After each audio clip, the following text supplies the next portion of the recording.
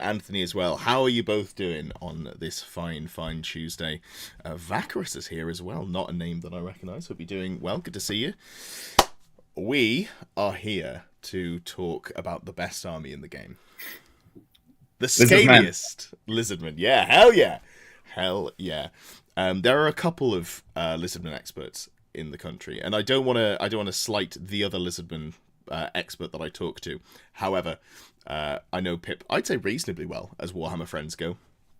We saw each other at an event this weekend, and Pip has also won an event with Lizardmen post Slann nerf. Now, it was a one-day event, but if we're talking, in terms of Lizardmen goals, that's like winning LVO for a normal army. So I think this is a great place to start in terms of getting the lowdown, dig into the higher state of mind that the Slann can bring. Callum says, is this one of the guys you robbed this weekend? Yes, in the best way. So up until round 5, Pip was 4-0 with vampire counts. A slight break, don't worry, he's back on Lizardmen soon, I'm sure. Saturday, actually. Yeah, on Saturday, there we go. Yeah. You just can't separate a man from his lizards. No. And it looked like Pip had it in the bag. And then, beat him up in a back alley and convinced him to lose his game so I could take the tournament. That was the... I did actually lose that game in exactly the same way that you tend to lose any game involving a Slann. So I think it's still on brand. Yeah, that's fair. Lovely stuff. Well, as always, glad to have you all here. If you are here, give us a thumbs up. All of those good things helps engagement, get the stream seen by more people. I am streaming on Twitch as well. If you don't mind, please do have that open in the background. If you haven't followed me on Twitch and you have a Twitch account, for the love of God, please do. As soon as I hit 50, I can stop asking for it because I don't care about it. All I want to do is get that box ticked off so I can get it. Oh, here we go. Are we putting Slann in S for Slann or F for Fat Friend Slann? Well, that's a difficult question. Do you get the super chats there, Pip? Did you hear the question? No, I did not. Okay, so Tanuka says, are we putting Slann in S for Slann or F for Fat Friend Slann? I think it's going in one of those. I think it's definitely going in one of those. Good to see you, Existence. Hope you're doing well. Many words start with S. Many words. Some of them do describe the Slann in its current state. But yeah. Yeah. Himmock, can't wait to hear about how good funny lizard people are. Yes. I admire your enthusiasm. Radana's here. F for frog, possibly. S for Saurus, though. We've got to put some Saurus in S tier. Obviously, elephant in the room. Lizardmen are one of those armies that is maybe not quite as good as some of the other armies. So we're not rating them in terms of how do you compare. There's one unit in there that would be an S tier for probably any army, but we're comparing things within the book. So if I say, oh, Slann's a really good caster, comparably, which it isn't, it's not because it's good compared to not anything else. Right. So we'll see how we get on with that one. Internal balance, yes. I'm sure there's some of that. I think it's actually reasonably well internally balanced, as in everything's bad. There are certainly some standouts that kind of collapse your options in a way, I think. But that's more because of how many things are bad rather than them being outlandishly good. I think that's fair. All right, well, let's get into it. What we'll do is we'll start from the left and work our way along. I don't think you can see the tier list, so I will tell you what there is. I can't. And we'll start off with your favourite. I've just gone top to bottom through the PDF. The first character there is the Slann. So the way we normally do these things is one of us starts, gives an explanation, gives a rating, and then the other one, agrees or disagrees, and we can quibble about where to put it. Do you want to start off with the Slann? Yeah, sure. I mean, the place I'd love to start with the Slann, if that's right, is his flavor text, because I think it really sums him up. It's pretty brief. Says, the Slann, although they're not physically menacing, the Slann wield magic so powerful they can topple cities, wash away their foes in torrents of flame, or even terraform the earth itself with a simple gesture. Even the mightiest wizards will find their most potent spells unraveled effortlessly by the Slann, before being scorched, crushed, or otherwise laid low by the Mage-Priest's own magic. So That sounds S obviously, tier. yeah, obviously best wizard in the game. But no, unfortunately not. The Slann is kind of the millstone around the faction's neck at the moment, and I think he F may be unfair, but he's at least D. Is D on the list? How far? So it goes S. So we should probably talk about the list contextually, I guess. So S tier is just the best. Every army should have them. A tier is a good list, a good unit that you probably want to fit in as long as it fits your army. B tier is solid but uninspired. C is bad. F is actively harms you for taking. Okay, then it is F. It is F. Because the Slann is your only level 4 option. Mm-hmm. And he's also kind of not your only general option, but he is an option that hogs the general spot. He's the only leadership 9 in the army, so if you take him, he has to be the general. And he can also be the BSB at the same time as being the general, which is pretty cool. Yes, yeah. In past editions, when he was good, that was a really great little feature of his. But yeah, so he's designed to be there as the linchpin of your army. He's designed to be your level 4. He's designed to be the guy who gives you reliable leadership. And unfortunately, he is just a bargain basement level 4. He has really no special source when it comes to his magic. He's incredibly expensive. And most of all, he's almost impossible to keep alive against a player who is switched on and realizes that to kill the Slann is basically to win the game. Because you're getting that huge points bounty from his base points cost. You're getting the points bounty from general, maybe BSB, and you're also shutting down the magic defense. So it's a real bad situation for the Slann at the moment. It isn't ideal. Are there any upsides? So, in theory, what we're saying about having the general and the BSB on one model is pretty nice. Gives you a leadership bubble and the reroll. Himok does point out that the Lizardmen do have leadership issues across the board. And I think that comes down to Cold-Blooded, right? In previous edition, Cold-Blooded used to be just 3d6 for all. Yeah, tests. it was universal. And that was really huge. And the change to Cold-Blooded, I can kind of see why they did it, but I think they did it in a hurry, and they did not adjust any of the leadership values to compensate.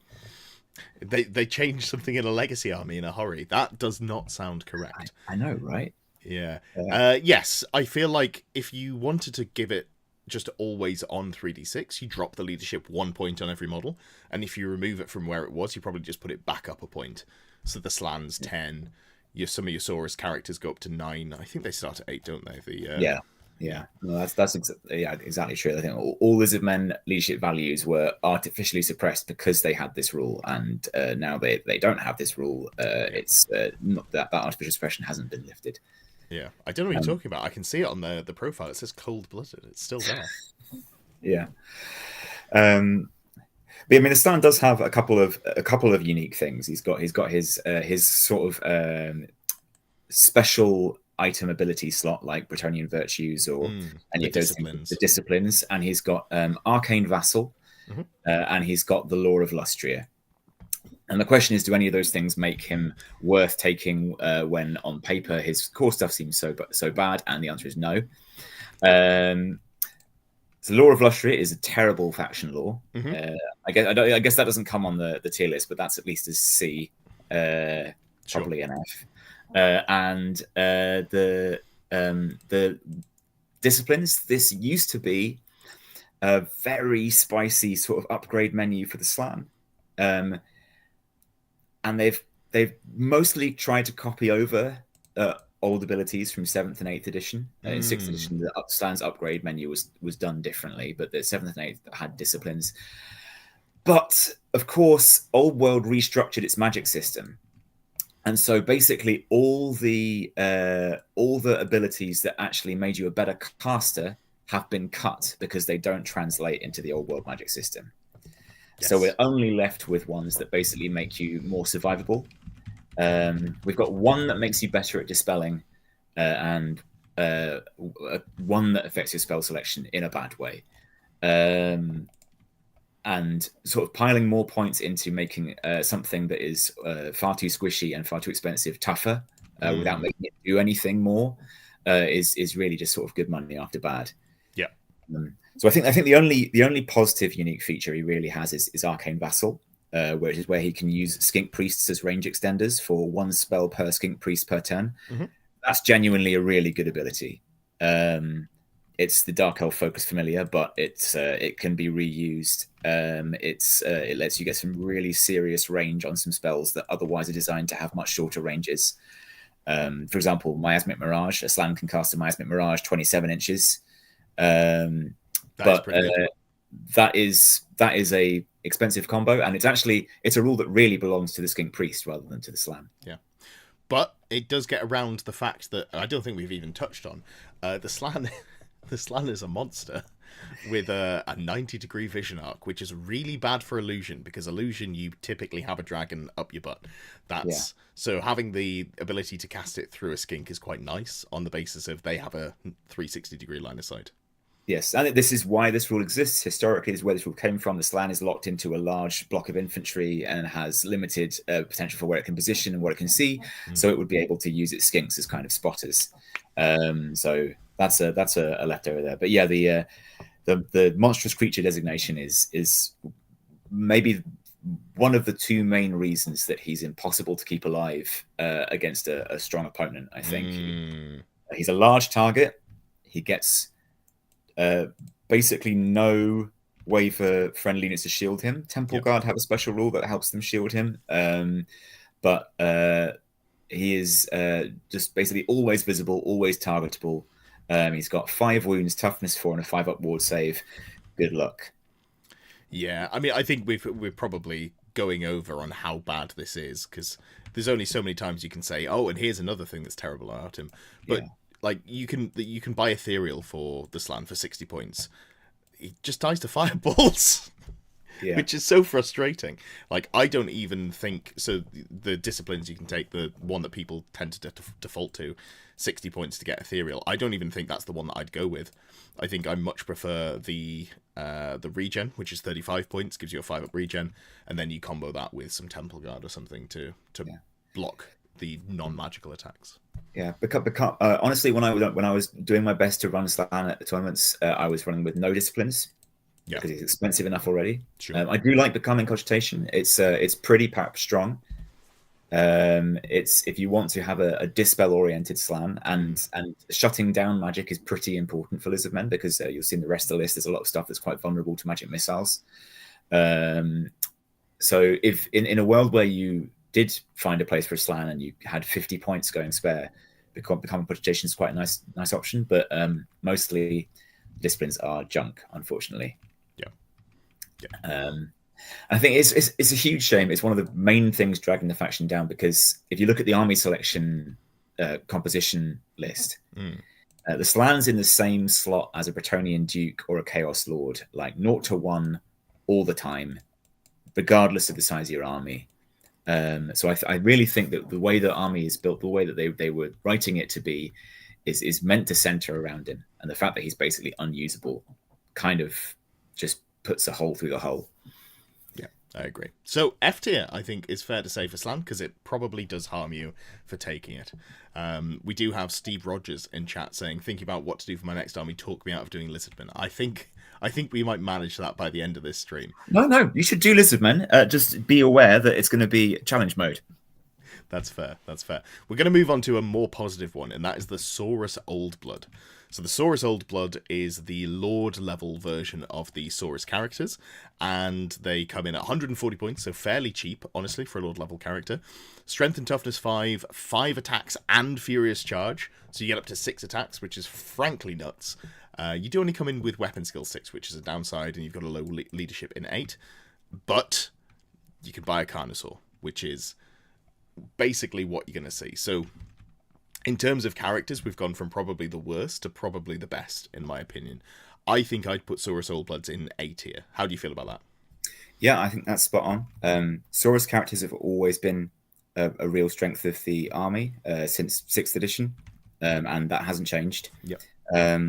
think one thing you can highlight here is just how cheap they are. Mm. I think the Old Blood's the same price as an Empire Grandmaster, and I know that Empire pay a tax.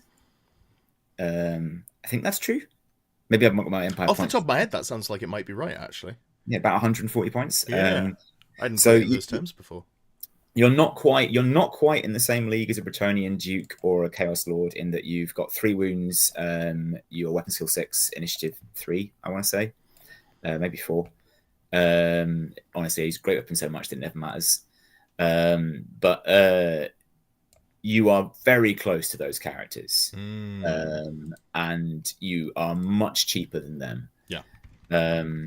So the base stat line is great. If you do for some reason want to run a foot character or a cavalry character, they're pretty good like that too. If you want to switch on an infantry block, putting a Saurus character in there is a great option. And the Carnosaur is kind of a crutch for the army right now, I would say. It's very strong for obvious ridden monster reasons. Sure. I would also say it's also strong. What's the word I'm looking for? Contextually, because it's the most reliable source of swift stride you're going to get in the army. Yes, it's definitely an army that struggles to get anywhere quickly, unfortunately. Yeah, so this is a unit that will give you something pretty hitty, very hitty, that has swift stride, movement 7, and that has no conditions on the way you move it around, at least until it gets into combat, Sure. which almost all the other options either have impetuous, stupidity, something like that. So this is kind of, if you want to have speed and mobility, Carnosaurs are it. They have some downsides, weapon skill 3, and they frenzy themselves. Yes. But they're very cheap for what they do. They cost way less than a dragon, and they can actually maul some dragons. Not all dragons, but some dragons. Sure. My dragon kill count on my Carnosaurs is definitely above 0. And yeah, love them. It's 310 points base for a Lord on a Carnosaur, which is not too shabby. And as you say, the multiple wounds D3, its strength 7, AP 3 is pretty nasty into those big behemoths. And now I'm cheating a little bit, because technically this is your pick, but it's kind of just continuing on the same thing. And I want to get your opinion on this. The Saurus Scar Veteran, the hero level character, the one that can be the BSB. I think I would argue S tier. I think it's better than the Lord in terms of it's so much cheaper that you can fit 2 of those and a Lord into a list. Yeah, that's a fair argument. When the edition started, when I read the PDF, I was thinking, why would I ever take the Old Blood? I don't need those sort of +1 to a few stats here and there. I just need a Carnosaur and a great weapon, and this delivers that. It's so much cheaper. I get my 5-up ward save for 30 points. I don't really have that much in the way of other stuff I want to buy. I've actually grown more attached to the Old Blood over time, to the extent that I really, really struggle not to put them in armies now. So I think I would put them at level pegging, but I think in terms of what the Scar Veteran being there enables with list building, the Scar Veteran is maybe a bit better. Sure. Okay, so maybe still an A tier, but just above it in A tier. Because weirdly, Saurus characters just don't follow any of the rules that you normally see for Lord and Hero level characters. You drop down to a hero level character, you keep the strength and toughness 5, you're still at 4 attacks with Furious Charge. You do go down to 2 wounds, but again, we're talking about putting you on a ridden monster that gives you +4 wounds. That's kind of by the by. The leadership stays the same. It's just, for 50 points, you lose, as you point out, not much. Weapon skill going down does suck, and attack going down kind of doesn't matter, and then wound as well. And then it's really the magic items, because you've got a limited number of ward saves you can put on these characters, so you kind of need at least one of them to be an Old Blood if you want to get the triple ward save loadout. Yeah, that's the big thing. Also, because you kind of cap out your ceiling of the meanest single model you can put in this army is probably an Old Blood and a Carnosaur. Having that 100-point magic allowance does allow you to go with a big weapon and play mind games with people, which the Scar Veteran can't do. Yeah, that's true. You can take the Blade of Revered Zunki, which is strength 6, no saves except regen saves allowed, or you can go with the Oak Blade, classic. And your Ogre Blade probably still loses to that dragon, but the dragon player is now thinking, do I want to take the chance? Because the high tail of what that model can do is ridiculous. That's something like order of 10 attacks, all strength 7, and they're all multiple wounds D3. So it's like, are you feeling lucky? And I've certainly seen that work in games where I've never actually fought the dragon. I've just made the dragon afraid. I feel like you've got the edge. Like, if you're fighting into a dragon that doesn't have an Ogre Blade itself, as you say, if you get the charge off, let's assume you don't get the charge because you're playing against a dragon. So let's assume that you have been charged. You've still got 9 attacks, all hitting on 4s, all wounding on 3s, and all AP2 with Armor Bane or AP3 D3 wounds. That's pretty nasty. There is your issue. Then they're not all hitting on 4s. The Carnosaur is weapon skill 3. Oh, most God, dragons yeah, are weapon skill 7. Yeah. If it's a Wood Elf dragon, then you are hitting on 6s. And I think it's kind of the case that you do have the potential to really kick off. You have 2 stomps, they have D6, and your armor save is probably 4 up. Sure. So they are just going to sort of consistently beat you by, as long as they've got a decent save themselves, and that's where it kind of tips over. I think that Old Blood can really bully lightly armored dragons. It can bully undead dragons. It can bully the Wood Elf dragon if it gets around that challenge problem.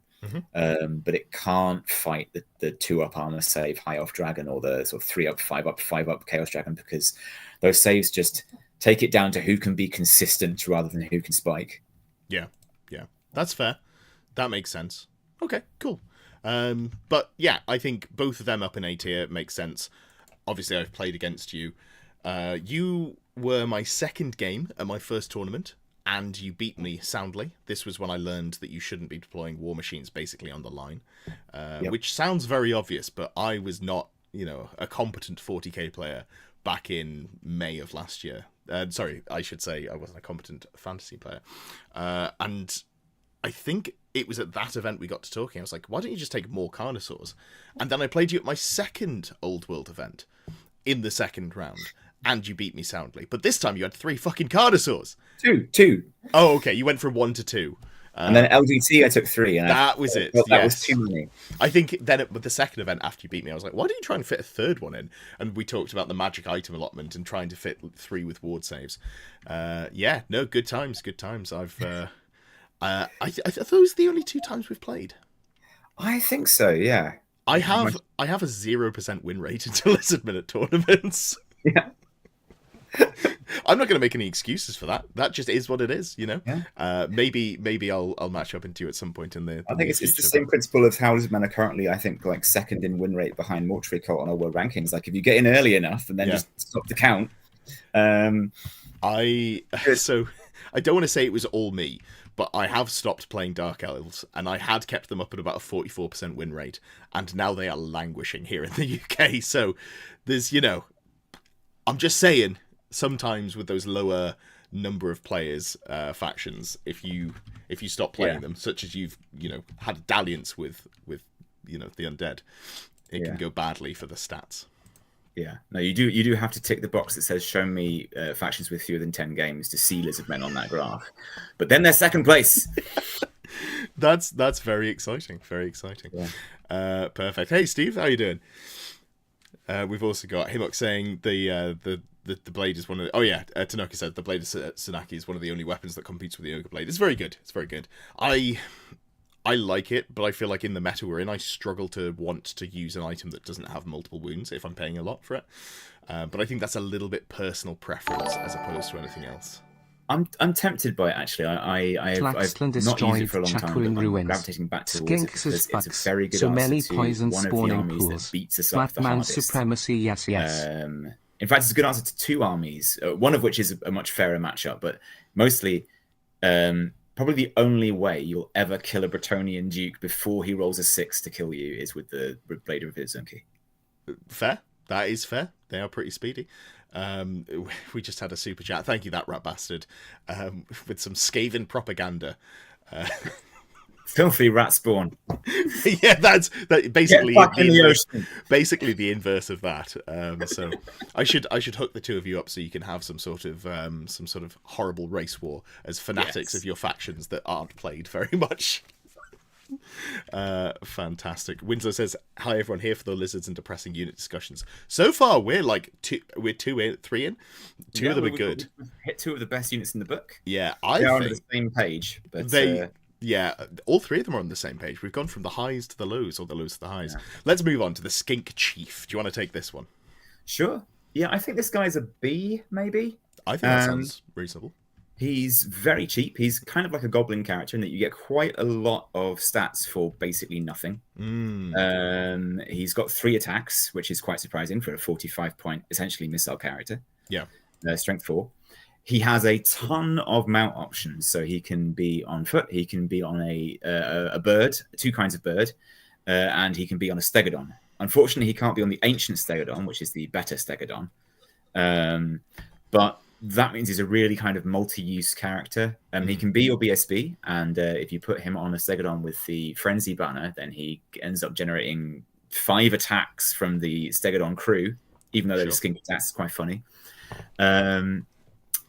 And I think my favorite version of this guy is as a flying kind of disruption wizard hunter kind of piece. He's a good vehicle for the Ruby Ring. But I've seen, particularly early in the edition, a lot of people were looking at using them on Stegadons, where you get basically a very cheap upgrade to give your Stegadon +2 wounds, a cheap ward save, and also critically weapon skill 4. Because Stegadons have an issue that you roll to hit against the weapon skill of the crew, and if there isn't a Skink Chief in that howdah, it's 2. Yeah. So he's a really nice little cheap multi-use character. Unfortunately, he struggles for space in a crowded character section that is trying to kind of carry the weight of the army. So I don't often have room for example, a Stegadon Chief. But I am currently running a Pterodon Chief with a Ruby Ring and a Cavalry Spear, and he does good work. Yeah. Obviously, I've been on the receiving end of your flying skink shenanigans, and it's horrifying. If you can get good positioning with Pterodons or Pterodon characters, wizards can just evaporate, which is the sort of level you have to play at if you want to do well with Lizardmen. You've got to find the angles that you wouldn't expect your opponent to. Yeah, and the nice thing with the Chief as well is he's on a Pterodon. He's very comparable to the cost of a unit of Pterodons. He doesn't do the same kind of rock drop attack because he's only one model. He's only going to do D3 hits, but he can fight. A unit of Pterodons can lose to a War Machine crew in combat. Skink Chief will generally kill a wizard or a War Machine that he charges. Yes. Yeah, I also think it's hilarious that both Skinks have better ballistic skill than weapon skill. Makes sense for the priest, but like I feel like the chief should have a weapon skill 5. That just feels slightly wrong to me. The thing about the Chief that makes me sad is that all his weapons are on the same mutually exclusive list. So if you want to give him a spear, you can't give him a missile weapon to use that BS5, and it's a shame because he should be shooting, but you're not gonna pay for a magic weapon solely to unlock a single strength 3 shot. No. That doesn't feel worthwhile. If only they had the Empire Dragon Bow, that would be incredible. Yeah. If there is one magical range weapon in the book, but it's not very good. So if we had something like the Seafarer's Bow or the Dragon Bow, I think you'd see Skink Priests all the time, Skink Chiefs all the time. Yeah, that's fair. What is it? It's the Staff of the Lost Sun. You can fire multiple shots, 3, strength 4, AP 3. If that was less than 40 points, I'd be maybe interested in it. The issue with it is it has none of what you might think of as like the skink shooting rules. It doesn't have move and fire. It doesn't have quick shot. So he actually drops down to quite low hit chances quite quickly using that thing. Its range is still short. Sure. It's a cool item. Its history is it's basically a laser gun, that they dug out of like their crashed spaceship. But it's one I've tried and put back on the shelf. Yeah, that's fair. All right, B tier for the Skink Chief, solidly okay. You can fit them in your list sometimes, maybe. Skink Priest, I feel for me, gut feel, similar tier, and they are. You might take them. There's a few reasons that you might take them. Obviously, you're going to be able to expand on this better than me, but the first thing that I see is I might want to put a Cube of Darkness on them if I want some sort of magic defense, and that's a one-time use auto-dispel, and it also dispels all remains in play spells. However, the army that abused remains in play the most is now gone. I don't know that I'm bothered enough to put a Cube of Darkness on a Skink Priest, because they've only got an 18-inch range to spell as well, so keeping them alive and close enough to the enemy wizards is a little difficult. Yeah. I agree with that, but this maybe comes down a little bit to this question of what's good inside the army versus what's good with respect to the field. But I would actually say, in the context of Lizardmen, Skink Priests are A tier. And I would say they compare, in my opinion, very favorably to other factions level 2 wizards. Yeah. Because they're base movement 6. They're low toughness and leadership, but who cares if your level 2 wizards getting attacked in that way? They're dead regardless. They have Arcane Vassal, so if you are trying to make a Slann work, you've got that nice little extra rule. But most of all, if you aren't trying to make a Slann work, which is where I've gravitated to in terms of competitive list building, then you've got this fundamental choice: am I going to have any magic, or am I going to go full no magic? I think full violence is the term I've heard you use a lot. I don't think Lizardmen actually do full violence very well. Lizardmen are an army that want to have sort of tactical space on the table, want to shoot, want to choose their engagements. So I think having some magic is really valuable. And you have this cheap little fast guy zipping around doing that, staying outside of dispel range. So I often run one of the Lore Familiar with Pillar of Fire and Fireball. And if you stay outside of 24 inches, which is very easy to do when you have a spoiler for later in this video, a cloud of skinks covering the whole board, giving this guy cover, then he's usually going to be casting outside of dispel ranges, popping off a fireball every turn and a pillar of fire probably 2 turns in every 3. He's going to do a huge amount of work for 120 points. Yeah, that's fair. So obviously you've got the experience here. Skink Priests, happy to put them in A. I think definitely below the pair of Saurus. Yeah, they're not defining the faction in the way that the Saurus are. I think they're just something that essentially, you know, if we were talking about a normal faction, the level 4s would be kind of on the essential list, right? And since we have a level 4 who's DOA, this guy is the nearest thing. It's very sad, but it's true. Yeah. Also, has great mount options, can be on a Pterodon if you want. I have not tried that myself because it's quite hard to give a Pterodon character cover. You need a 5 model cavalry unit to have lone character protection, and those aren't in great supply. You can also put them on an ancient Stegadon. Yeah. And you give that ancient Stegadon the engine of the gods. It's the only way to get 2 of them in 2,000 points. Yes, which unlocks your +1 to casting. So this guy becomes effectively a level 3 caster. And again, you're getting that 7 wound Stegadon. You can give it a ward save if you want. If you're on battle magic, maybe you can get a ward save for free. Hammer hand on a Stegadon is not bad. So I think if you're sad that you're not having that kind of Lizardmen Omaha Beach magic phase experience, and you want to go some magic shooting, then a Skink Priest on an ancient Stegadon isn't that bad. I've gravitated towards the cheap foot priest, but the ancient Stegadon's got some play. Yeah, that's fair. Cool. That makes sense. And I think one of the things that, or really the only thing that I feel like Lizardmen do well is Monster Mash.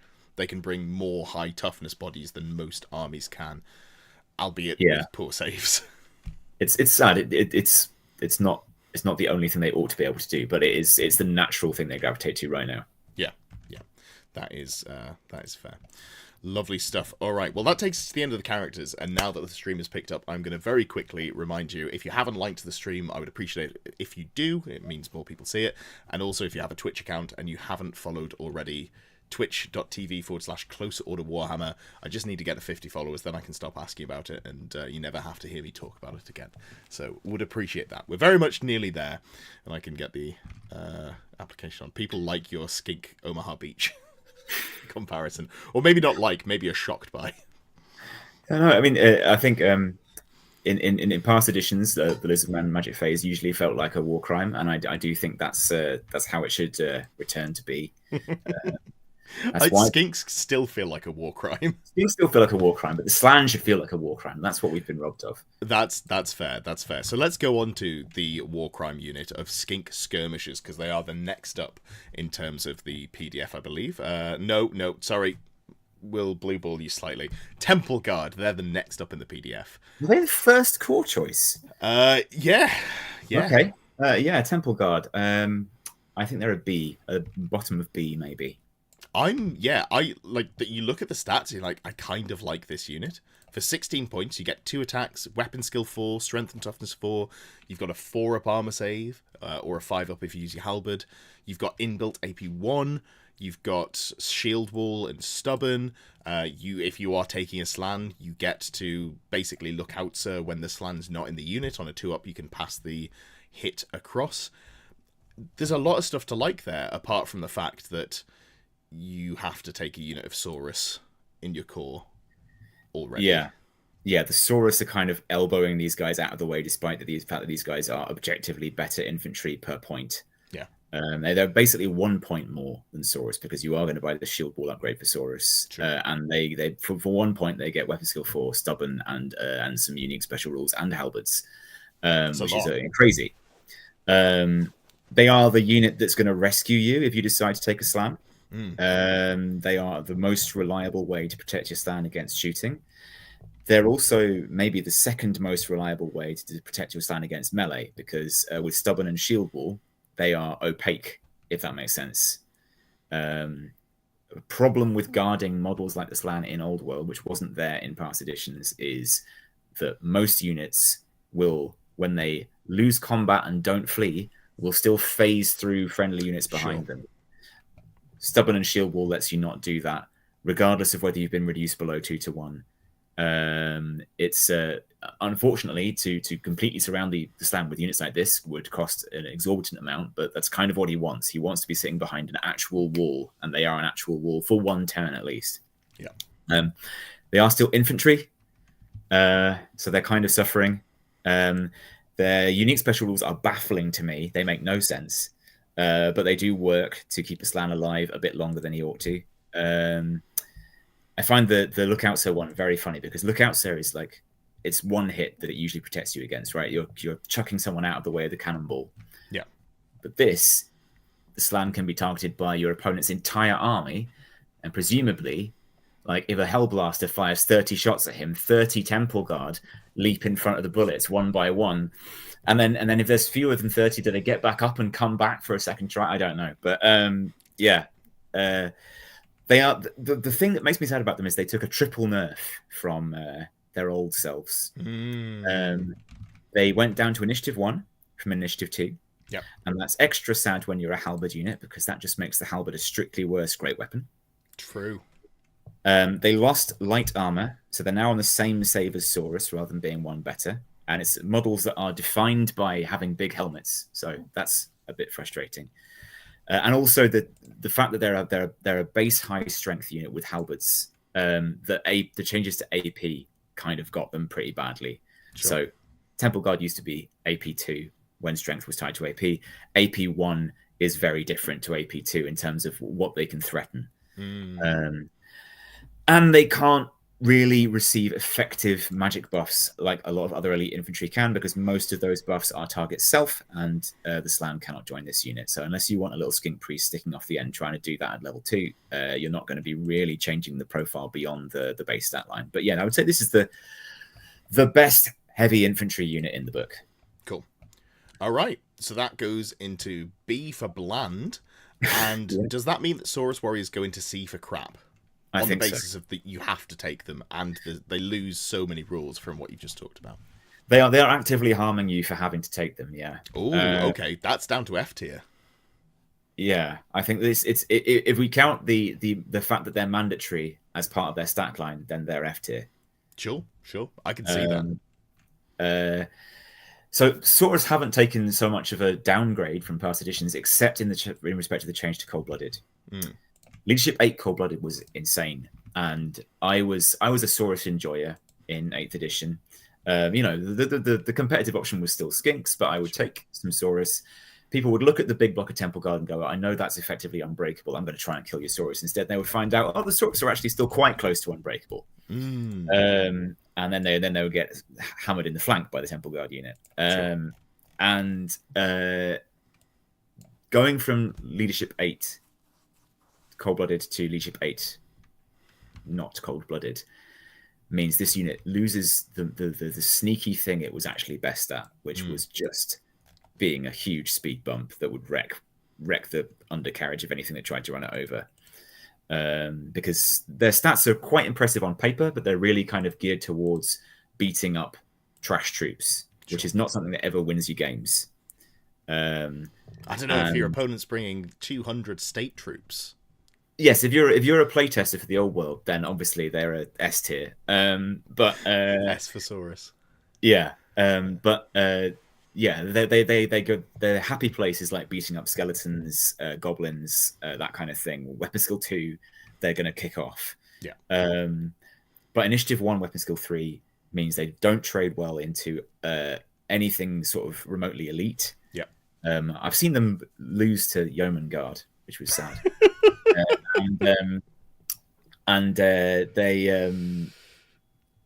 So their real purpose, I feel, was always to just be this like tough brick that wasn't going to budge. Yeah. 4-up armor, effectively leadership 10, and that now they are actually very prone to running away. And you give them shield wall, they've got some ability to do that, but it's still not great for the price. And the price has gone up compared to past editions. They're very expensive at 14 points model, 15 with shield wall.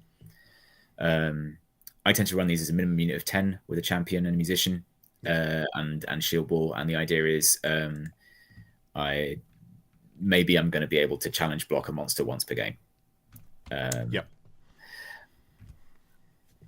The one thing you can say is this is the cheapest source of CR in the army. Lizardmen are an army that is very heavy on skirmishes, very thin on ranked units. This is the cheapest ranked unit you can get. It's also with Temple Guard, it's the one that can hit the highest CR ceiling, because the other 2 are Cult One Riders and Croxagore. So Saurus can have actually no, Temple Guard can hit this highest CR ceiling because they can have a magic banner, so they can have the war banner. But Saurus can get up to 4. And if you want static CR, this is where you're going to have to come. Yep, and even then you're going to struggle to get a good number with it. Yeah. I don't love my CR bricks to be paying 14, well, realistically 15 points a model. Yeah. That is... It's still, I mean, if you have the minimum unit of 10, that's still the highest concentration of static CR in your army with 1 rank, close order. And if you put a banner in there, which maybe you shouldn't because they might die. But often if I find myself against, we were talking earlier about those sort of tough dragons and stuff, often my battle plan at the start of the game at least will be, well, I'll try and keep the Saurus near my Carnosaur, and if I have to take that fight, maybe I'll give myself +3 CR, and then that reliability differential gets a little bit less of a problem. Yeah, you could even make the argument that it's good to put a banner on them, because people are going to ignore them because they're terrible. But if you go, oh, look at this unit, it's actually worth about 210, 220 points if you go for it. You know, because of that banner, you probably want to kill that banner, don't you? And they focus on that instead of something that's actually doing work, such as, for example, the Skinks. Yeah, that's a nice idea. And also sometimes the Saurus are happy when people don't ignore them. Sometimes, you know, they get to roll some dice. They want to roll some dice. They can hurt some stuff. If someone yeets a unit of like 4 Empire Knights into them, they might win. Sure. So if someone takes a risk to try and kill the Saurus unit, then the Saurus unit could punish them. Unfortunately, the fact that they're mandatory right now is kind of taking them from a sigh to an exasperated sigh. Excellent stuff. All right. Well, it's worked out nicely. Let's talk about something that does make you happy. We're up to Skink skirmishes. Yeah. Is this my turn? I think it's your turn, this is your turn, buddy. My turn. Oh, yeah. So S for Skinks. S for Skinks. Skinks are insane. They're not okay. They're not okay. Something I've observed with Old World is that the designers don't seem to value skirmish at all. No. They seem to think that skirmish is of equal value to the other kinds of formation. You see that I think in Tomb Kings the skirmishers actually they get skirmish for free and they also get +1 movement, and it's just like, yeah, of course, this is equivalent. Seems reasonable. Oh, we seem to have lost Pip there. Let me just see if he's still in the background. Might need to reload there. But yeah, Skinks, absolutely nuts. As someone who's played loads of skirmishers, it's really just not an okay unit to have in the game. We do have them in the game, but the skirmish poison shooting that moves 12 inches and still shoots is something that's just so good. Ah, you're back. There you go. Yes. I agree with what you just said. Yeah, but where I was going with this thing of skirmish not being paid for is Skinks have gone down 2 points from what they cost in Women Fantasy Battles. They cost 7 points there. Wow. The 5-point value is the points value for ranked Skinks in Fantasy Battles, and I think that's what they copy pasted because they don't see the difference. But yeah, Skinks are insane. They like min-maxes in RPGs. They're like, I'm going to trade my toughness and my leadership, and I'm going to make myself movement 6. Yep. And I won't increase my ballistic skill, but I'll get a weapon that has basically no penalties to fire and can always be fired however fast you run. And I'll give you poison, so it does its work on a 6 anyway. And yeah, it's that they've very intelligently min-maxed their own stats. They're the most elf unit in the game, and they're not elves, which is bizarre. Yeah. Oh, and they're cheap. They're extremely cheap, and they've got 5-up armor save, which is insane. Yes. You can make them bad. You can give them blowpipes. You can pay more points to have a worse weapon and also a worse save. Yeah, but why would you do that? Why?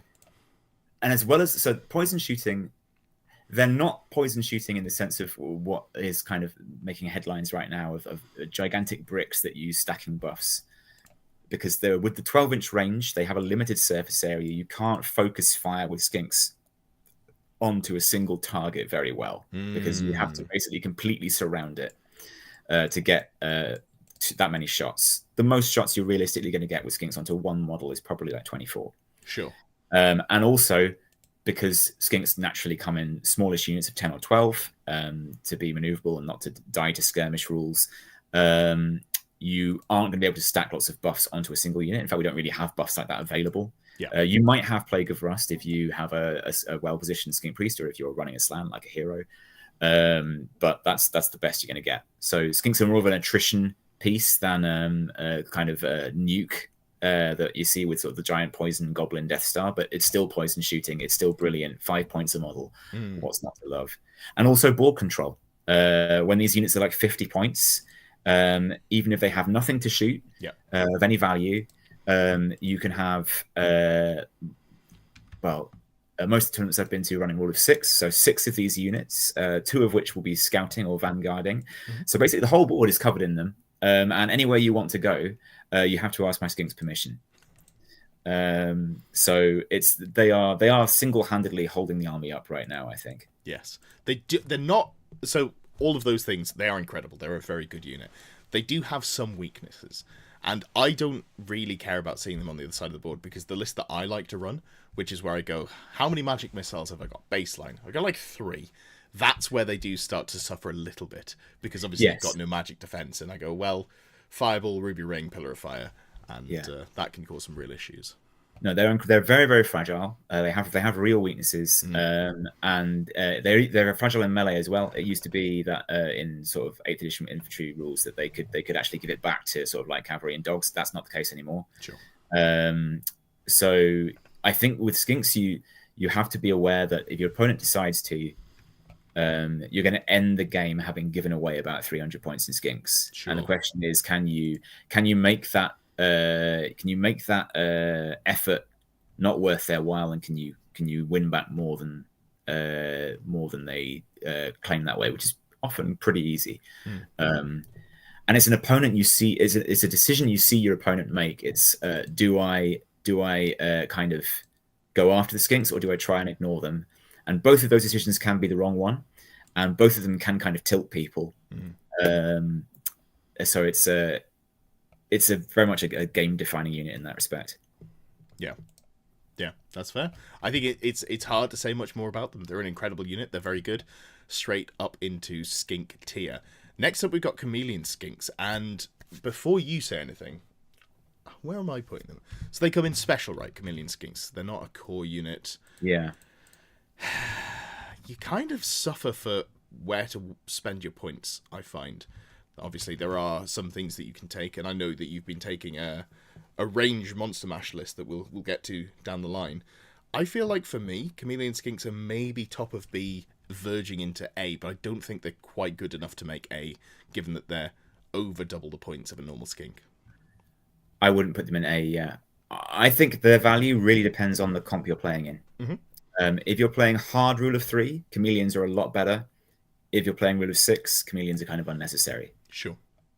So I played I think our second game I was using chameleons. They solve that problem of concentration of fire that I mentioned a little bit before. Yeah. Because with ballistical 4 and blowpipes, so 2 shots per model, you can get double the shots over the same surface area. Mm-hmm. So that's quite nice. You still don't really have ways to sort of amplify and double down on that poison firepower in the same way that some of the sort of the big boy armies do. So sure. Exactly how much value you assign to that is up to you, particularly as they're less maneuverable when they're trying to shoot. They can't march and shoot. So I think if you have rule of 6 in place and you can have something like 72 skinks on the battlefield already, it's kind of surplus to requirements. They even get in each other's way a little bit. Sure. If you're in a hard rule of 3 tournament and you've got your 36 poison shots and that's definitely not enough, then why not add another 72 from 3 units of 10 chameleons? Sure. And then you actually have more poison shooting than a rule of 6 max skink army. Other than that, they're a bit bland. They have no real unique special rules. They've got evasive. They used to have really cool special rules where you just couldn't see them unless you were close enough to them. I'm glad they don't have that anymore. But they and then being able to scout as close to you as they wanted. I think they're perfectly fine. They are elite skinks, but the base skink part of what makes it so good is how cheap it is. Yeah, that's fair. So sort of middle of B tier. Yeah, cool. That makes sense to me. Well, we rushed through my one and we're back to you. And we've got one here that I quite like on paper. I don't know that I ever play it, but I'm just a sucker for monstrous infantry. And we've got Croxagore. Yeah, I would put them in top of B. Oh, that's better than I thought you were going to say. I have played around with them a bit, and I love Croxagore. I've got I've 12 Croxagore in my cabinet. I love my old goofy 5th edition Croxagore models. My favorite visual Lizardmen army is one with like 2 units of Croxagore flanking a big block of Temple Guard. But more to the point, so Croxagore are kind of your basic monstrous infantry with the key differences are their strength 5 with great weapons, so strength 7, which is pretty nice. And they have skirmish screen, which means that basically they interact with skinks in the same way that chariots interact with units with chariot runner. And after you've just been through your core section and you think, right, I'm taking 72 skinks, that obviously lights up the sort of combo areas of the brain, because this is going to be a special rule that's basically in play anywhere on the battlefield. Yeah. The downside is that you can use it to be very tricksy. You can use it to deny stand and shoots. You can use it to sort of bait heavy cavalry.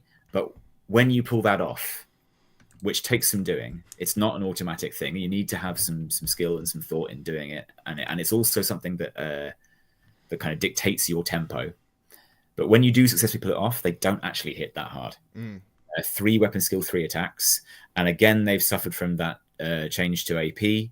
Strength 7 used to be basically, just like, no if I've wounded you, you're not getting an armor save. You 6 up if you had 2 up. Now they're just AP2. They're the same as a dwarf with a great weapon. So if they successfully ambush those Chaos Knights, those Grail Knights with Skink Screen and hit them, they can still just bounce off of 4 up armor, and it really cuts down the damage they do. I've watched them pull off successful ambushes and then just get wrecked. So I wish they were higher, but they're B for me. Yeah, that's fair. That's fair. This would be a great unit to have Dark Magic to cast Battle Lust on, because Yes, one more attack is nice, but giving them the full hit rerolls, going from hitting on 4s, so hitting half the time, to hitting 3/4 of the time. That's usually the sort of band-aid fix for Monstrous Infantry, I find, because they hit bad, but when they hit good. Yeah, no, they really want to be beating up on hard targets, and they're just not quite there. When they had higher AP, I used them to beat up a Star Dragon. They were really good in that respect. Now, unfortunately, they kind of just fallen a little bit below the critical point. Sure. All right, next up we've got Jungle Swarms, and Jungle Swarms are maybe, outside of some broken interactions, the best swarms in the game, because they are unbreakable, whereas they're unbreakable without having an unstable special rule, which obviously the undead ones do. So I think Jungle Swarms are, despite not something that I particularly want to put in my army, real good. I think they're sort of bottom of A tier, just on the collections of rules and how many wounds they have. Yeah, I don't necessarily disagree with that. Having poison as well is fantastic for a swarm. Vanguard's pretty nice. They are maybe the best unit to guard a Slann from melee. Sure. Because they're unbreakable, so they are opaque every turn, not just at the first turn. They're skirmishers, so they can wrap around all 4 of his arcs that he loves to have, and they're cheaper than Temple Guard. Yeah. I think they're another unit that kind of changes in value depending on the comp, because if you're in hard rule of 3, these are probably the second best core unit you can spend your points on. Sure. If you're in rule of 6, then you've already spent your core points on Skinks. You don't need these guys. You're at 500 points already. Yeah, that makes sense. I do want to point out a fun interaction. Have you? I'm sure you have. Have you noticed that they've got cold-blooded and are also immune to psychology? Yeah. That's how I feel when someone talks about murderers for Dark Elves. There's a second one of these in this book, but I hadn't spotted that one. Yeah. The second one we'll get to with the Bastiladon. Oh, it's so dumb. And to me, that shows that cold-blooded probably used to be, like, at one point in testing, just the same as it was previously, where you still got to reroll your add an extra dice to your break tests. But alas, yeah, I just want it back. I think that puts us comfortably in, I think bottom of A tier, and it's really just down to whatever comp you're running. Something I'd completely forgotten. Poison. Yeah, you're right. 15 attacks with poison is just kind of spooky for the units that might want to charge into this thing. Yeah, no, you charge like these guys into the side of a giant, and it's just going to go down. That incredibly strong unit of giants. Yeah, Lizardmen got to pick their battles, all right. Yeah, that's fair. That's fair. You're beating up on the narrative orcs and goblins players. They're going to do a great job of monstering like Lone Razorgore. There are lots of things in the game that are Gorgons. Cheap range. Or Gorgons even sort of the higher end, but stuff that relies on toughness and wounds rather than armor, and they're actually a menace to that. And they also do a really great job in tandem with Skinks of killing the stuff that might try to chase your Skinks away. Yes, yeah, that's fair. That's fair. So, just quickly before we move on to the Salamanders and Razordon, I just want to point out, Callum says, in the 6th edition book, they snuck one chameleon skink into every photo, which now I need to go and look, because that's incredible. I think that's true, yeah. That makes sense. That back in day, when Warhammer were fun. I can't, don't make me do that. I'm going to get... My partner is genuinely northern, and I am as southern as it gets. That's not going well. Yeah, I'm obviously from the northeast, and for some reason, whenever I want to do a northern accent, I default to the northwest, despite being from the northeast. Who can say why? But yeah, let's move on to the Salamander packs, and this in the Razordon make me so sad, because if you're looking at less good armies, and you want to take them to a tournament, the way to do that is you find something that is inherently broken about that. And I don't mean that like pejoratively. Skinks are broken. You know, if you put those in a good army, people would be like, man, this unit needs to be banned from the tabletop. This is as bad as the Green Knight. Maybe that's hyperbole, but you get my point. You're looking for something that's inherently broken. And on the face of it, I was like, these things seem like they could be good, but then you just do a little bit of maths or a little bit of thinking, and you find out, actually, no, incredibly terrible and really expensive for what they do. So which one seemed to you Razordon, that good? one Really? I could, yeah. So coming into Old World from a 40k player's perspective, I didn't really grasp how many negative modifiers there were for shooting. So for me, when I see ballistic skill 4 and I saw multiple shots D3, I was like, okay, each one's firing 2 shots hitting on 3s. That's a good rate of fire. In reality, a Razordon's firing 2 shots that probably hit on 5s because long range and multi shots. You've got a quick shot, so you don't, take move and shoot penalties, and you can always stand and shoot, and you can march and shoot with them, which is kind of cool. But it just doesn't. I don't think it quite makes the bill. So for me, both of them probably go into C tier, but Razordon go higher up in the tier.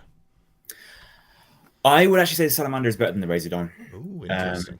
Salamander used to be possibly the best unit in the book for a few editions, if you believe it. But sadly, it's fallen from grace. So the Razordons, like you say, the mass just doesn't stack up. They essentially have the output of 2 Empire handgunners for about 4 times the cost. They are more maneuverable, but they're shorter ranged. Sure. They are paying, I think, mostly for a bunch of melee stats that if you're really using them in a controlled way, they're never going to use. Sure. The Salamander at least still has a flame template. That's still the same output it used to have. For context, the Razordon used to fire like an organ gun. Well, so sorry, just quickly, the flame template has less output than it used to because the base size change. Fair, yes, it does, and we've gone back to partials on templates as well. So, but the flame template still has the potential to do quite a lot of hits. It's still terrible because the Salamander cannot march and shoot. So I've tried this out on the battlefield, and literally the game was over by the time the Salamander was in position to actually fire. And also with the changes to templates being partials, your target is infantry. If killing infantry is your win condition, then you've already won, really. But I would say that the Salamander, at least, there's a world where you take a Salamander and it gets an impressive shot and does something. A Razordon is going to be doing 1 or 2 strength 4 hits at best per turn per 90 points. And the 90 points is a Salamander with the crew. I think the Razordon's more like 75. Salamander's 75 plus 15, so 90 for a Salamander, and it's 75 for the Razordon. So the Razordon comes out cheaper. So and I think we agree that these are both bad. But I'm gonna quibble on which is better. And I think your point of the Salamander not getting to do anything until the game is over is why I can't see the Salamander being good.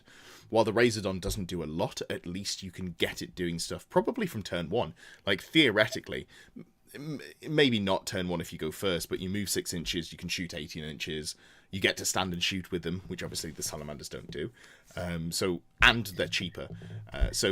And they've got a melee profile, which, again, you don't necessarily want to use, but I don't hate, like, a cheap-ish shooting / melee unit.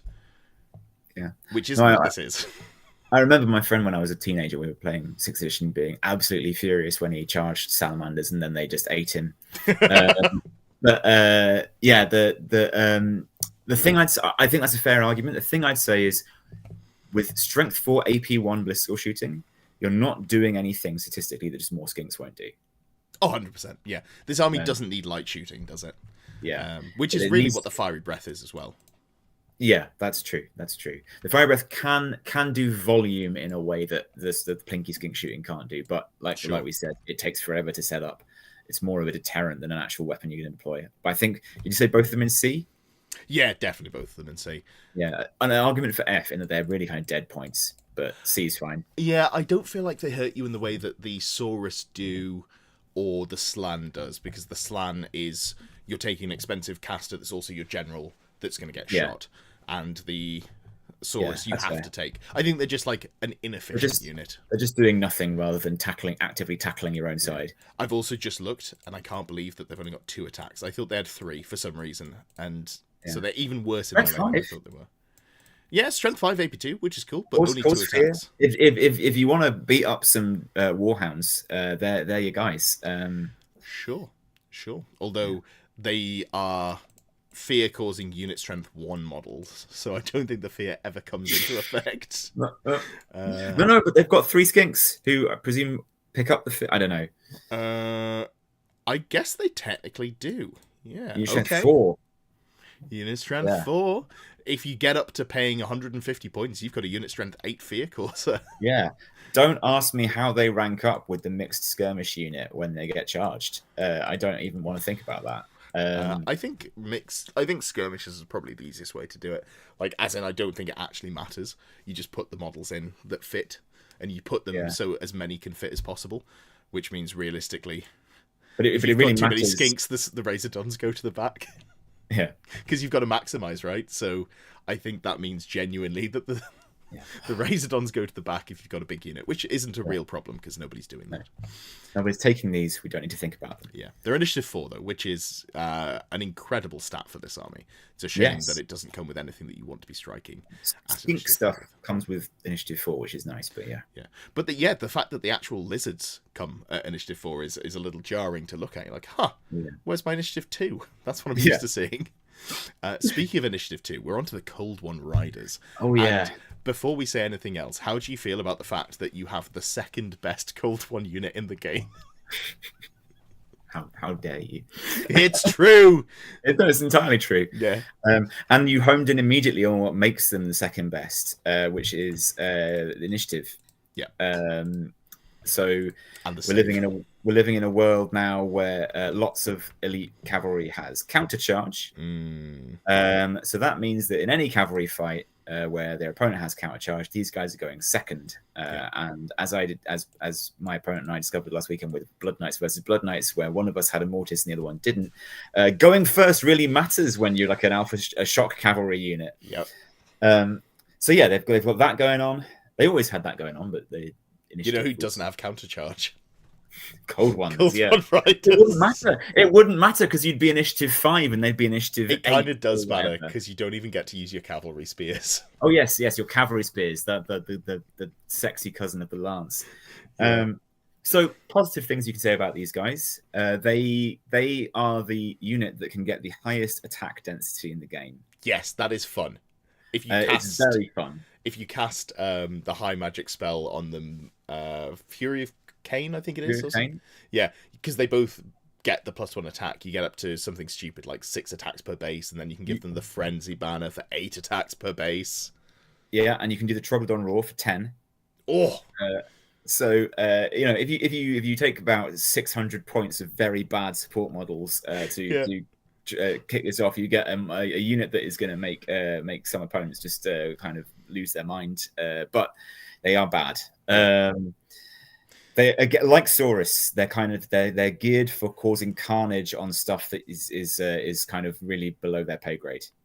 AP1. Let me talk about all the things that I love about Cold One Knights. They've got a 2-up save. Well, Cold One Riders don't get it. Yes, they have stupidity, which is a real problem, but they also have a leadership 10 general on a dragon, so they're going to fail it a lot less. Cold One Riders don't have that, nor do they have Cold-Blooded to stop their stupidity from causing them to do stupid things. Okay, cool. Also, one of the best banners in the game, the Banner of Hargoneth, giving you +1 AP on all of your attacks. Cold One Riders don't have that. I'm struggling to find reasons to love this child. There's one, I think, and that's that this is a decent vehicle for a Scar veteran. Yes, you can not load up the front rank with 5 attack characters on the charge with great weapons. Yeah. And I don't know that. Yeah. Lizardmen do a cheap, powerful combat cavalry character much better than Dark Elves do. And that's actually kind of what used to define them in 8th edition was the Saurus characters on Cold Ones. And you would take these guys to be a place for them to hide. If for any reason you have an allergy to Carnosaurs, you want to run a bunch of Skinks on Stegadons and or a Slann in your character allowance, and you just want to have some guys, some smaller combat characters, this is not a bad place to put them. It's expensive, but it's basically the cheapest cavalry you're going to get that will stop them from being targeted. Yeah, and they can purchase drilled for 2 points, which is cool. Drilled is good. Yeah, drilled is something that's again going to help you move those powerful characters around. And if you know, there's lots of stuff in the game that they can punch down into and make a mess. They're just not going to do anything against the stuff that's actually in their own sort of weight league. Yeah, I think technically with drilled you can reform or redress your rank. Sorry, before you stumble forwards after failing stupidity. Yes. Can you do it before you stumble forward 0.1 inches? I believe so. Yeah. So that's kind of something. Not enough for me to love him, but you know, it's there. Yeah. So one trick you can do, which was much more appealing before the Slann nerfs, is you can, if you have a high magic Slann. No, hang on. No, I think they've FAQ'd this not to work anymore. Actually, I was going to say you can use Arcane Vassal. You can run your Skink Priest into this unit, cast Walk Between Worlds, and give them reserve move to get them out of there when they fail stupidity. But I think they've clarified that doesn't work. Because it's a ranged self spell. Yep. Yeah, that doesn't work anymore. Sad. Yeah, cool. That is fun. I appreciate that you can do that. So if we can live in a world we can imagine what they can do, Cool. I reckon bottom of B then, because you've sold me on some of their features. Yeah, bottom of B, top of C. I think we've got to put them C. Like I'm looking at the tier list and it's like there's loads of stuff that actually sounds kind of good in this book. So we've got to make this more representative of reality. I think they're C. Yeah, I think they're C. Tell you something that isn't C though. Pterodon riders. Yeah. Whose turn is it? Oh, I'm just going to throw to you. Okay. So Pterodon riders, I have a kind of love-hate relationship with. Drop Rocks is great. Yes. So for those who don't know, Drop Rocks is once per game, Pterodons fly over you, they drop their rocks, you take D3 strength 4 hits per Pterodon. This happens in the movement phase, so all the rules that say you can't do this to me in the shooting phase mean nothing. And you can use this to bomb a wizard who is trying to hide behind a unit. You can use this to do lots of cool stuff. But it's once per game, and once that is done, they basically do nothing. They've got one attack per rider, who's a skink. So weapon skill 2, strength 3. They've got one attack per mount, which is weapon skill 3, strength 4. They do cause fear, but they're usually taken in very small units. And they do also shoot, but they shoot one javelin per model, and they are usually about 3 or 4 models per unit. So they're very topical shooting. It's great. They're very cheap. 90 points for a flying cavalry unit is probably the cheapest flying cavalry unit in the game. Yep. Having just some flying bodies that you can fly over your opponent, be annoying with, is useful. They block march moves. They can threaten war machines, even if maybe they'll lose that fight if you roll badly, but they'll tie them up in melee. Or they could tie up a wizard bunker in melee and stop them from casting and dispelling. So I think they're definitely one of the better units tactically in the book, but they feel like they're just missing a little bit of juice after they drop their rocks. They just become this kind of distraction piece. There's a fantastic combination with Arcane Urgency, where you can basically do a 40-inch threat range on the drop rocks, and if you do that with a Skink Priest with a Lore Familiar and a Power Scroll who's hiding out of Dispel range, it's very hard to stop, but It's kind of a gotcha. And I think you have to try to find line between just telling your opponent what you can do and pulling this off. And if you are really honest and upfront with them, then you won't pull this off. So yeah, I think Pterodons are a B. They're cheap. They've got a good trick. They're more board control in an army that kind of lives and dies off board control. But they kind of they do their trick and then they just cheerlead. Yeah, that sounds about right. A part of me wants to run just a huge unit of them, but now that you can't do the ethereal high magic, attach a character. In fact, I don't even think that you can put a Skink Priest on a Pterodon, can you? No, sadly they've lost that option.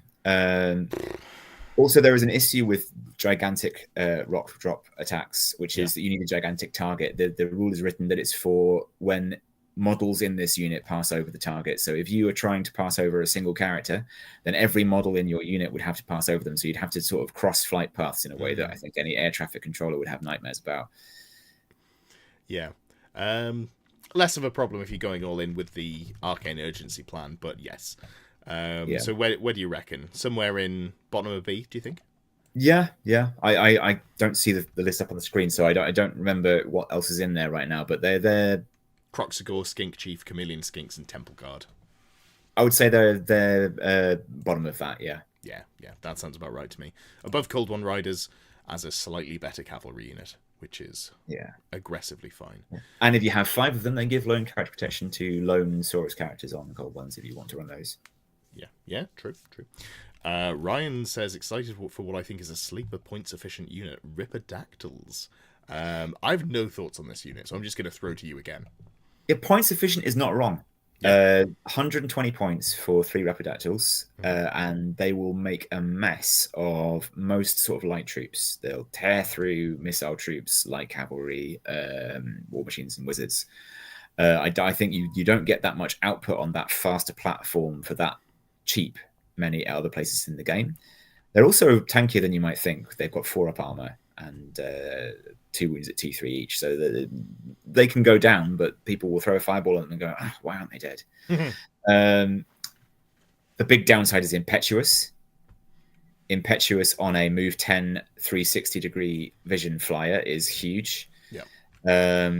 You can play around it. You can position them where you're only going to bring them out to get line of sight when you're ready to charge with them, but you can also get got by it. I had a period of playing around with these, and I had about, I would say, 50-50 games where I was like, haha, I'm a genius. I'm playing around Impetuous and it's fine. And oh no, including where a unit of Chosen got Seed of Shadows into my Ripperdactyl's line of sight. This can happen, like somebody arcane urgencying their Star Dragon into your deployment zone is not an uncommon occurrence. I see you've played it before. And the ways you can play such that there is no spot in a 19-inch radius circle that your Ripperdactyls can see, that the opponent can send something they don't want to fight to, is very limiting. So I think the reason they're cheap is this really serious weakness. Sure. I love their Toad Rage ability. It's a hilarious name. It's quite good. It also switches on every unit of Ripperdactyls, and every Ripperdactyl that you mount a chief on gets the benefit from every toad that you put on the battlefield. So if you did want to be a maniac and run like a Ripperdactyl Air Force kind of army, then you are just putting toads on everybody and getting the benefit against everybody. Yeah, you get rerolls to hit of 1s and extra attacks on the Ripperdactyls, I think. Yeah, which is really significant. Sure. Like I've used these guys to rip through wizard bunkers, and it's been impressive. But they haven't found a lasting place in my lists. Sure. So I think they're in B with Pterodons. I'd probably put them slightly below Pterodons because I think Pterodons, they'll do their trick, and then they'll buzz around being annoying. Yeah. Ripperdactyls will possibly do a slightly better job, or the other 50% of the time they will commit suicide and possibly give your opponent a reform and an overrun in your turn. Yeah. And that's just bad. Excellent stuff. All right, so B tier for the Ripperdactyls, and now we've only got 3 interesting ones and 1 sadly uninteresting unit to talk about. So we're going to go on to, and we can talk about these 2 together. We've got the Stegadons. We've got the regular Stegadon and the ancient Stegadon. The difference is 15 points. It's 215 for a regular, 230 for an ancient. You go from weapon skill 3 to 4 from the Stegadon to the ancient. You gain a point of strength for the ancient Stegadon, but you lose a pip of initiative, which doesn't matter, initiative 2 to 1, and you lose an attack as well, which I always feel is a bit of a bummer.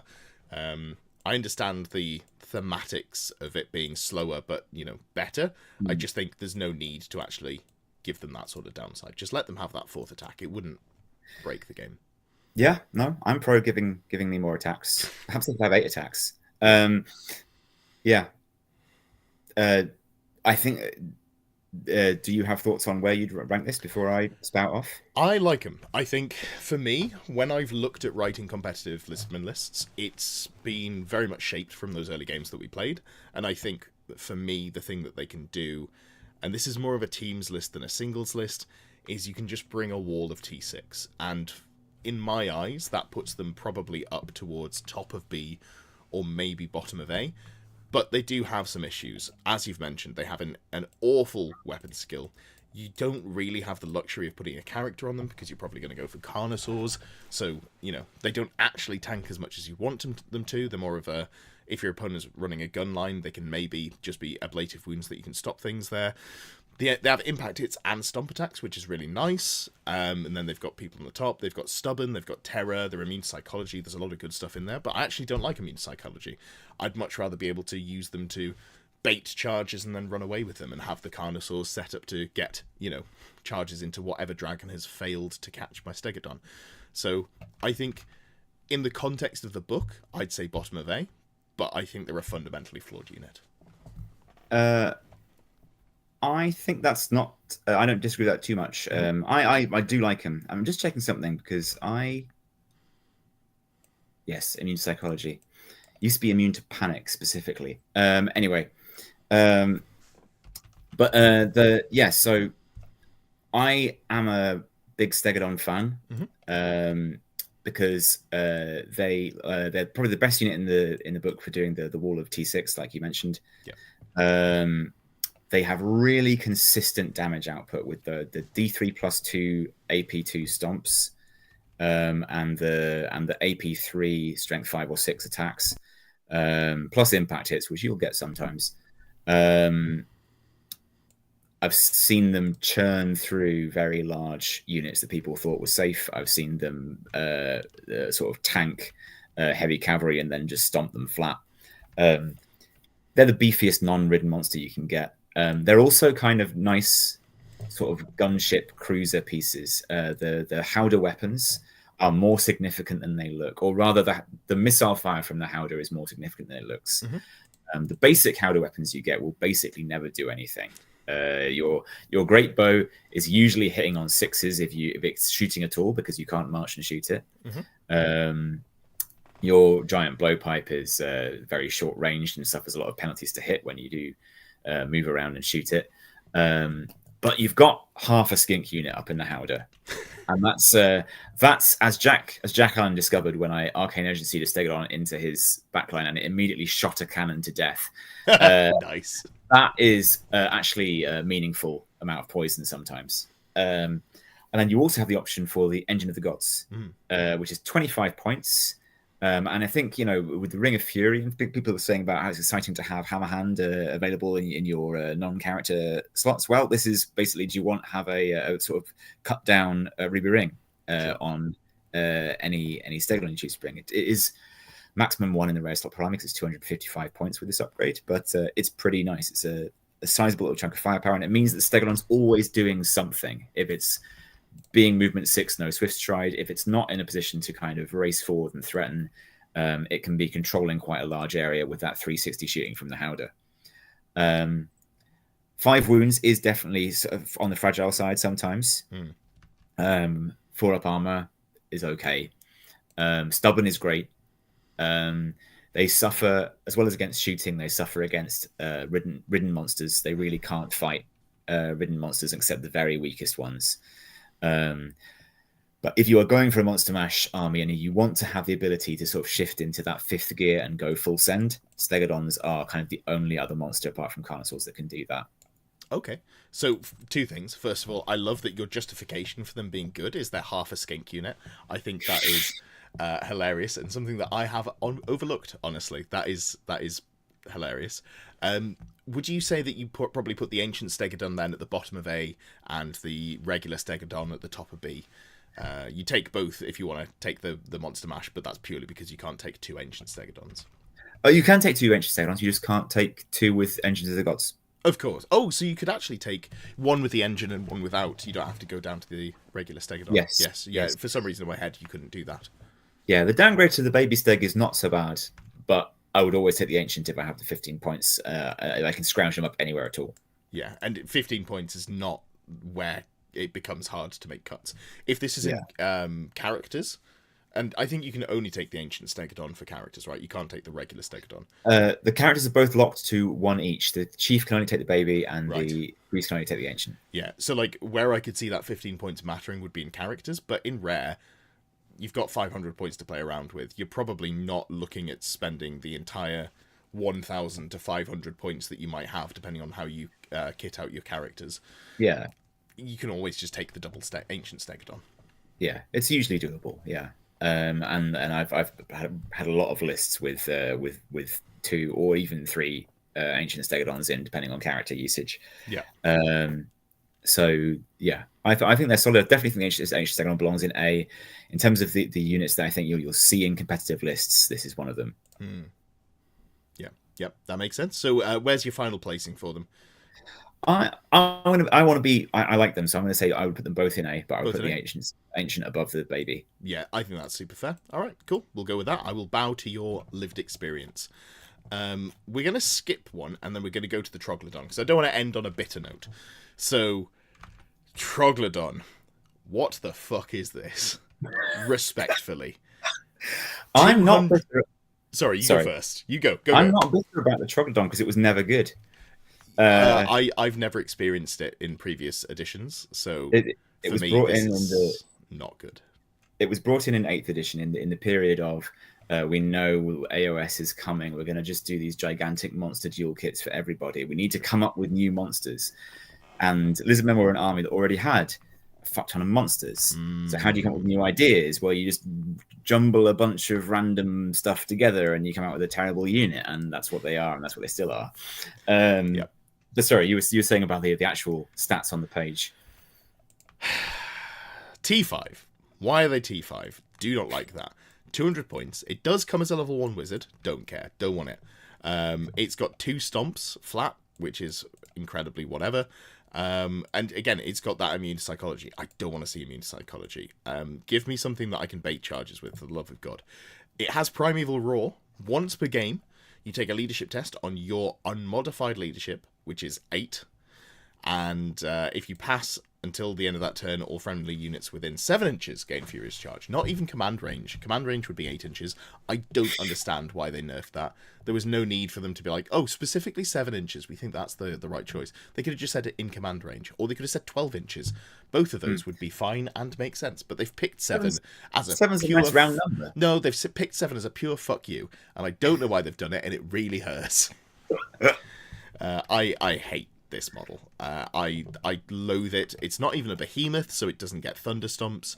It's so expensive. Like, you compare it to the Bastiladon, which is also T5. I understand that, but it has other reasons to take it. And a Bastiladon is 40 points less. And yes, you don't get to be a wizard, but you get to be a better than a wizard by spending 15 points to give it a big bounce spell. So yeah, I hate this model. No, I think you compare it to like a goblin boss with a great weapon, and it hits less hard. It only has 3 attacks. Yeah. It's got stomps, I guess, but they've got no AP. Yeah. Yeah, no Swift Stride. It's bad. I think this has probably fallen prey to kind of magical thinking. Might be a way to describe it. Thinking that this level 1 wizard has value. Sure. You can't even upgrade it to a level 2. No. It's got Arcane Vassal, so if you want to play games with Slann casting stuff at range, you can, for whatever reason, pay 200 points for this instead of 60 points for a Skink Priest. Yep. Skink Priests are limited 0-1 per 1k mutually exclusively with Old Bloods, which is ridiculous. So maybe that's a reason why you end up with this thing, because they've forced you in another fuck you move. The Roar is fun. Yep. But has a 1/3 chance to just fail and not be reattemptable in the whole game. Sure. And you're not an army that has a great advantage in getting the charge off. So Furious Charge, great if you're charging. Yep. Maybe you got charged. Yeah.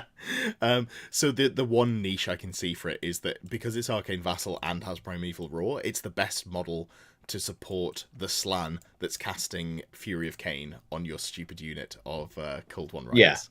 Yeah, that's a glorious army. Every Lizardman player should try that army once in their life and then put it back on the shelf because it's fun. Yeah. I think for me, this is like not quite F tier because you're not actively harming yourself for taking it. It's just an inefficient choice, but I think it is the most inefficient choice at 200 points. So I've put it right at the bottom of C. The same category as the salamander and the razordon. It's there to spectate. Yeah, absolutely. All right, perfect. Well, that takes us on to the final one, and I know you're a fan of the Bastiladons, so I'm just going to open the floor up. You wax lyrical. I'm actually so. I had to be convinced about Bastiladons. I was very skeptical about them going into the edition. So there's two variants of the Bastiladon, and they're going to end up falling in different places. There's the one that you don't take. Yep. The one you don't take, I think, is down with the Troglodon in the cheerleading tier. Sure. It's the Arc of Sotek. Mm-hmm. So the Arc of Sotek is a melee range kind of thing. It's gonna zap people within D6 inches for some strength 2 hits, and but it doesn't do it in the combat step, so it doesn't generate CR. This is on and we can talk here, I guess, about the basic chassis of the monster. Mm-hmm. This is on a movement 4 monster. I missed that. So this is something that is coming forward, and it's meant to be sort of just poisoning and grinding through sort of trash infantry with your Saurus, who needs so much help doing that. It's not very good. The Bastiladon's own output is comparable to a unit of Saurus. It's strength 4, but it is AP 3. And here's the second interaction we mentioned with the redundant rules earlier. It's initiative 1, and its AP 3 weapon has always strikes last. Just in case you cast something that makes always strikes first on it, if you wanted to get away with some bullshit like that. Just in case. Yeah. It's got some impacts and some stomps, but it's not a behemoth, so those are just more strength 4 AP nothing sort of damage. So it's a very mild monster. Yeah. But then when it gets interesting is with the engine, the solar engine. Let me just say very quickly, it's a 4-inch move, slower than I'd realized. But when you realize that it's the equivalent of the cannon for Lizardmen, you go, my cannon can move 4 inches. Yeah. That's pretty good, that is. I like that. And can march if it wants to. And can get TMP'd around, but I guess cannons can do that too. They just can't shoot get TMP'd around and still fire. Yeah. So the solar engine is a bound spell. Yeah. It's 24-inch range, power level 2, and a 9+ to cast, which means that it's going to go off only slightly more than 50% of the time. 56% of the time.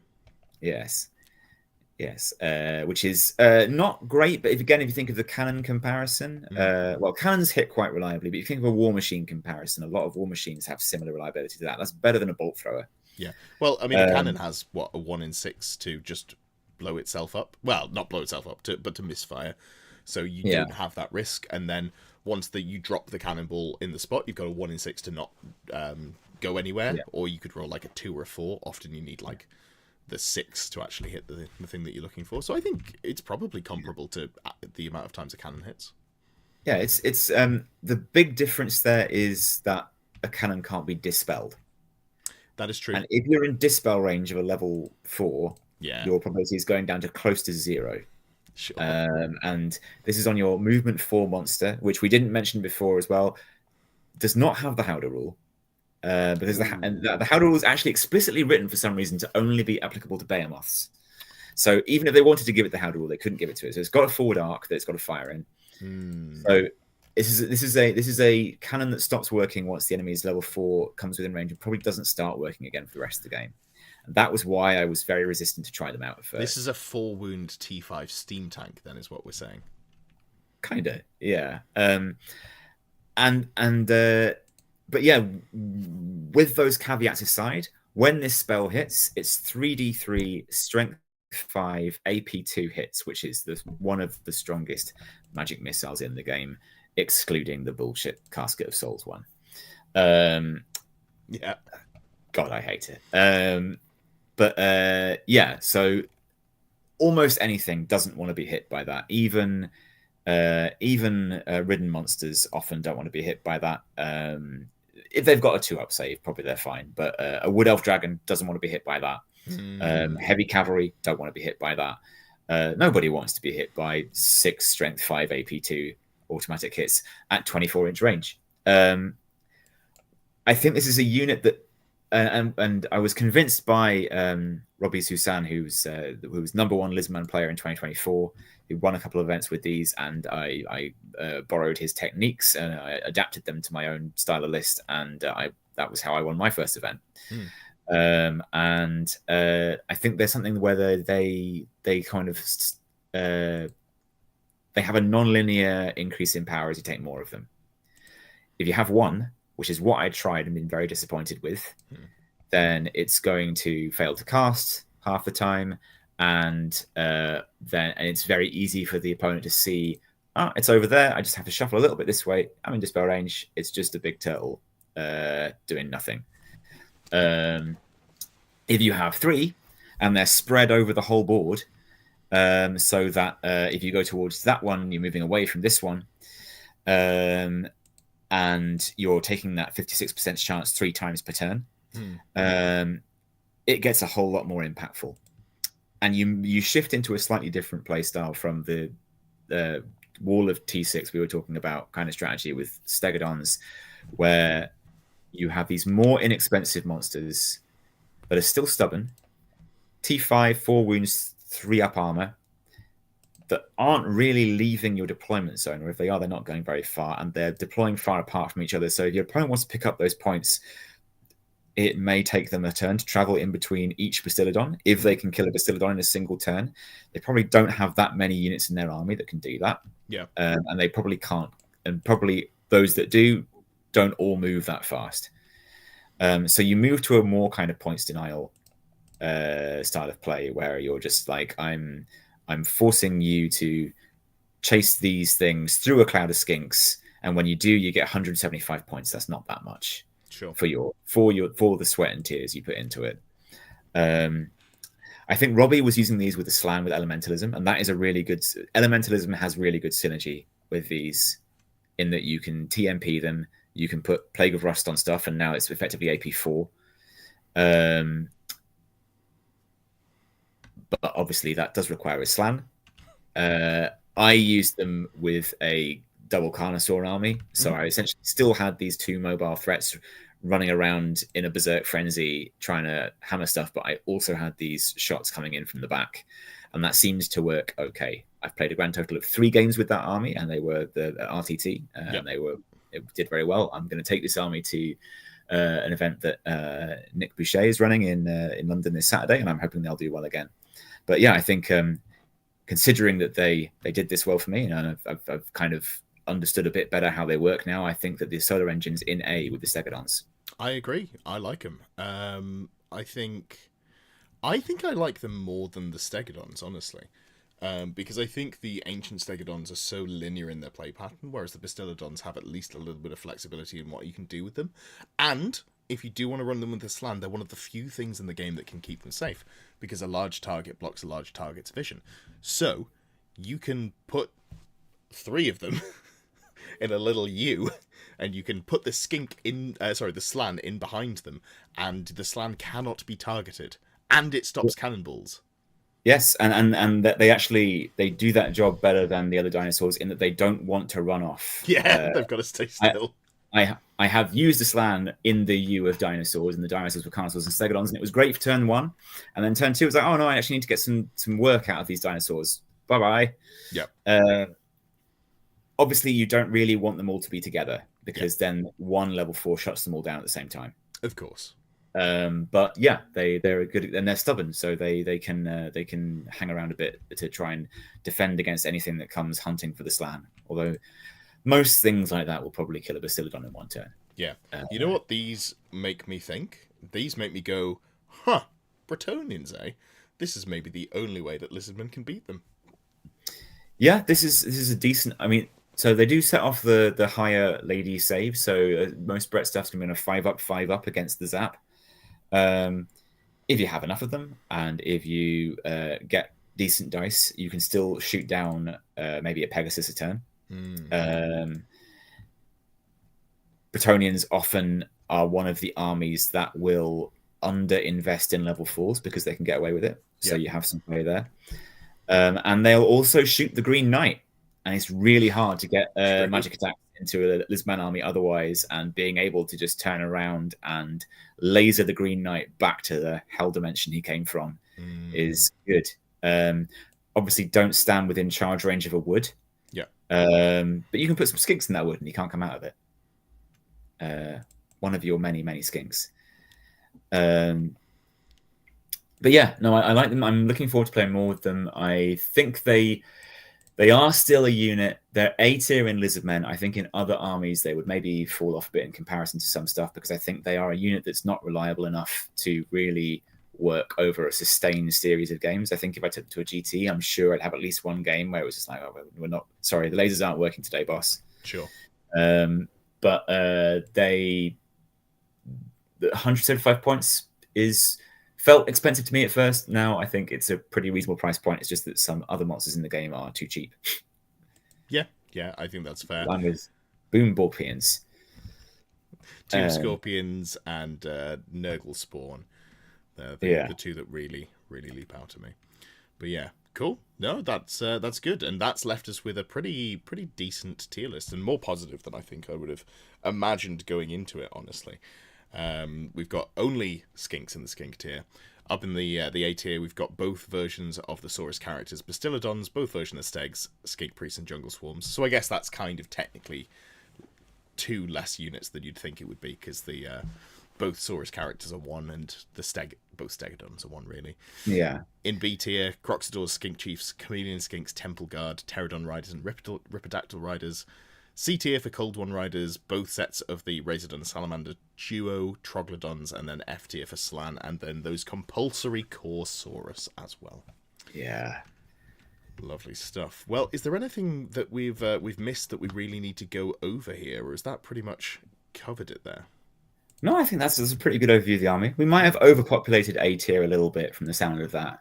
I think it's not, because if you factor in that 2 of the units are duplicated, we've actually only got 4 things in there, right? Swarms, Priests, Stegadons, 5. Yeah. Yeah. But I think all of those units are solid. You could maybe argue that Jungle Swarms move down 1 just because you don't realistically see them, but that is more of a comp thing as opposed to whether or not. I enjoy that A tier is just the characters except the Slann. Yeah, that's true. The units that are in A tier. Skink Chief as well. That's down in B. Okay, yeah, but then a large part of the other units that are in A tier that aren't characters are the things you can put characters on. It's true. Not that you see too many ridden Stegadons, at least in my list right now, but yeah. Fantastic. All right, lovely. Well, thank you so much for coming on. Before I close the stream, I'm going to do one last plug for the Twitch channel. Please, if you have a Twitch account, do go and follow twitch.tv/Close Order Warhammer. That'll get me up to 50, very close there, and then I can stop whinging on about it, and I can just have it set up in the background ready to go. It is worth following because I am likely going to be doing some streams on there. I was thinking about maybe doing solo army book read through reviews, and if I do those, it'll be on Twitch, it won't be on YouTube, and then it'll be potentially translated into YouTube content as not a live stream but as a recorded video, but still need to work out what I'm doing with that. But if you want to catch it live, have that interaction, then do follow me on Twitch. Thank you again for coming on. Good luck this weekend, and